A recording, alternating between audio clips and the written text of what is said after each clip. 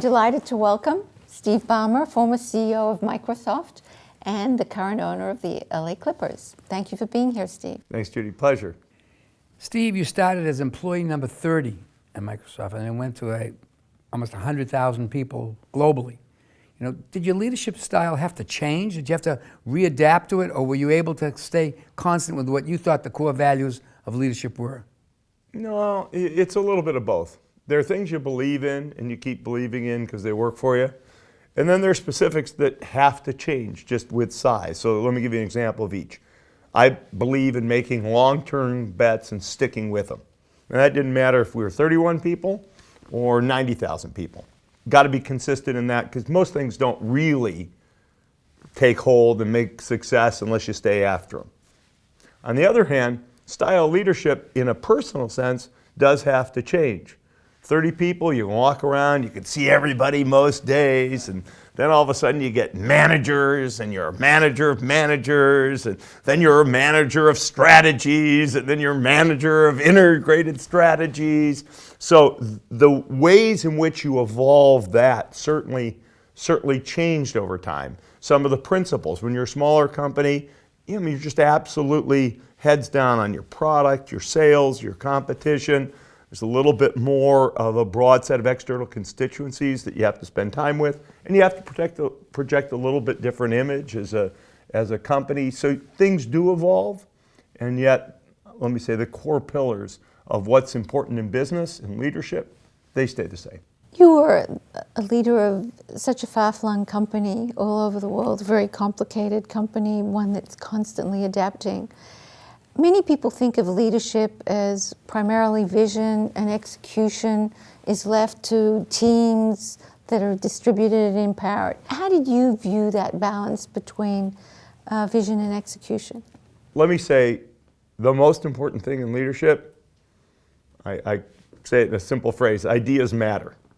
If you're a great leader and you have great accountability and incredible charisma and you pick the right people and you send them the wrong direction, forget about it. I like to think of that movie, Thelma and Louise. They were charismatic, brilliant people, and if you followed them, you'd still be dead when they drove off the cliff at the end.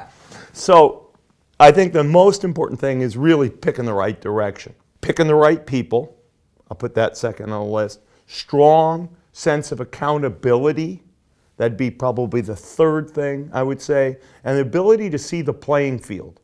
I mean, in some sense, that's part of leadership, not just the vision on where we're going now, but you see what's coming at you. You see what things are going to change, because the leader can almost do that more uniquely than anybody else, because everybody's focusing new information on the leader. So the ability to see things and have whether it's court vision in basketball or the kind of vision quarterbacks need to have in football, I think you have to have that to be a great leader of a company as well. But you became the incumbent.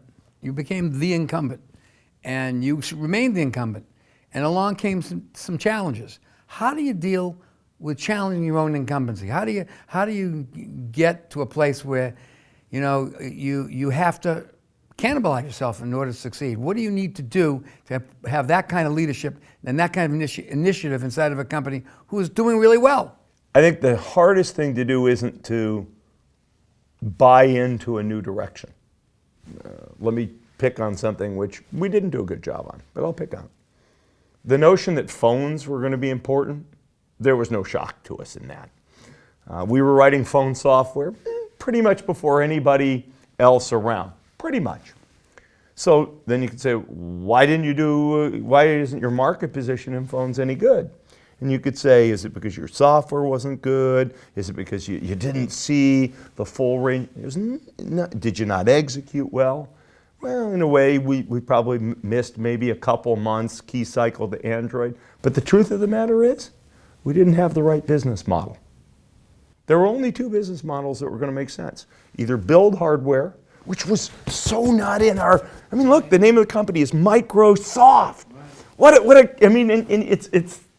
I won't say it's blinded. It's just a hard thing to go do. Even the own employees kind of rebel because you're sort of defying conventional wisdom. The other business model that made sense was give the software away for free and have another way to make money, which is kind of what Google did with Android. And the truth is, what we thought we could absolutely do is just reproduce the model we had with Windows, which in a sense was almost a mystical, wonderful opportunity that we shouldn't have thought could be repeated. You know, I'll take the blame for that, but it's a very good example of saying, hey, you know, what is it that you need to change when you're an incumbent? Well, the truth of the model, sometimes you have to go back to basic pillars. It wasn't that we couldn't write the software. We could always do that. It wasn't that we didn't have the vision. It was actually from the business model out that we had to, let's say, invert our own incumbency. You see that in the company now. It still does software, but most of the new software is either packaged as a cloud service or is embedded in devices like Xbox and Surface. So it's a tough one.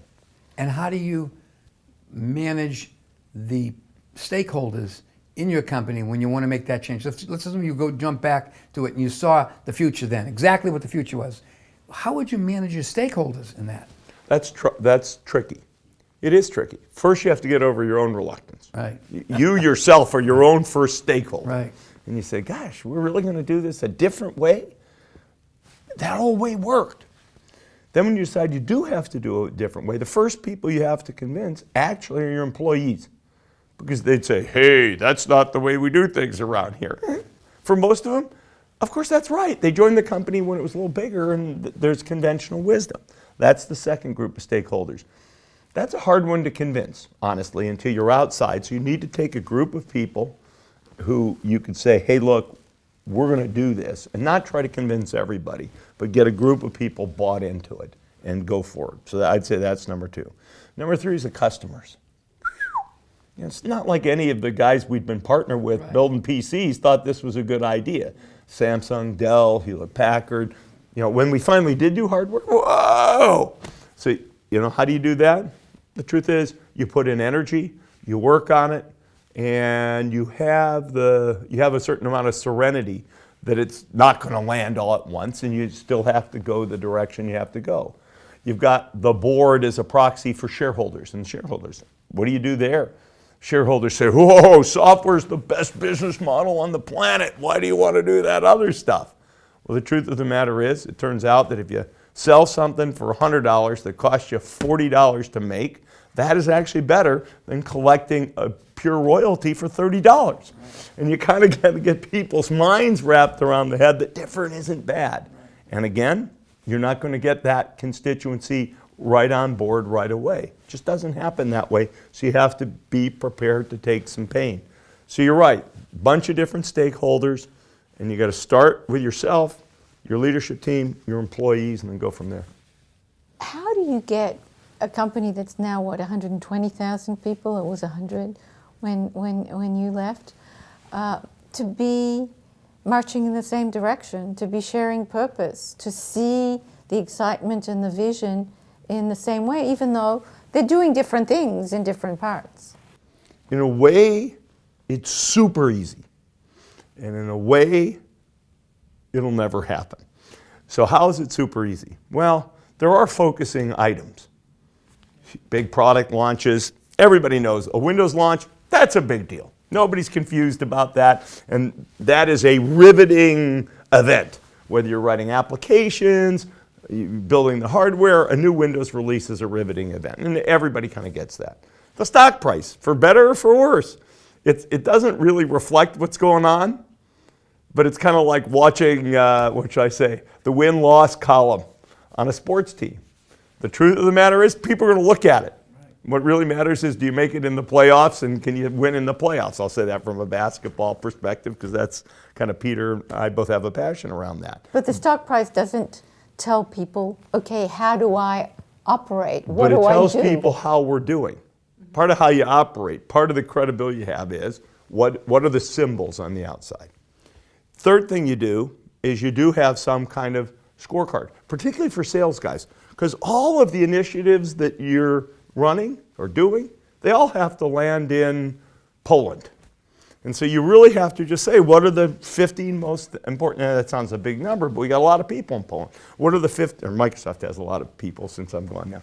What are the 15 or 20 things that are most important to land in Poland? So you actually have to have a consensus building process there. At headquarters, you have to work really hard that development teams understand their points of intersection, and that you mandate that that happens really well, and you review it and you inspect it. But you can't really expect every team to know everything about or care that much. You know, if you're working on Azure cloud services, you're probably not focused in on the specifics of what goes on with the new release of Halo, unless you like Halo, which many people do. But you do need to know, hey, look, we're trying to get Xbox Live built on Azure. How does that work well? So you can't try to boil the ocean. Pick what you need to pick, focus in on it, and PR, major product release, stock, those will all also be, we did a big company meeting, 2 of them, one for Salesforce, 17,000 people, another one, or 15,000 people, another one for people in Seattle, that could be 27,000 people, and still not all of 100,000 people, and I think they've upgraded and they're doing a whole different format, but you do what you can. You have this giant corporation, monumental corporation that you certainly authored and built. And now you go to a very, very small kind of cottage industry. I mean that respectfully. You have four or five people you deal with. There's other people underneath it, but really small. What's the difference in leadership when you actually not only touch, see, feel those 5 people who make 90% of the decisions in your company? Yeah, no, come on. That part is very different because the way you communicate, what you're communicating about, the level of, I actually at Microsoft, of course, knew more things than I know today about our basketball team or the business side. I guess it's knowable, but I'd spent 35 years or 34 years when I left, and I knew where a lot of things were handled.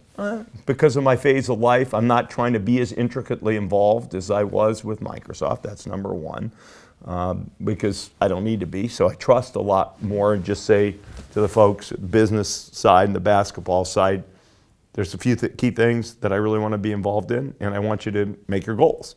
It's not hard to understand what Doc Rivers' goal is, to win a bunch of basketball games and eventually win a bunch of playoff games. And it's not even that hard to understand what the business people's goals are.